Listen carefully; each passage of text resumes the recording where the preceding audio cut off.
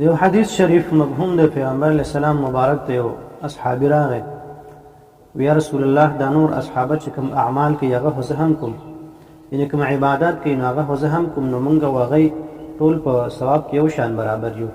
خو بعضې داسې اصحابه چې کوم بانګونه وایي نو هغوی زموږ نه په ثواب کې لږ سبقت حاصل کړی دی،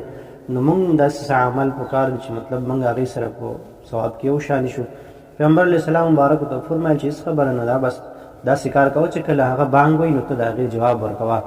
چې کله څوک بانګ وایي د هغې جواب ورکوي، او چې کله بانګ ختم شي د هغې نه وروسته دعاګانې غواړه چې ته څه غواړې الله به یې درکوي، ځکه د هغې نه وروسته دعاګانې قبلېږي. پیغمبر علیه السلام مبارک بل حدیث دی چې کله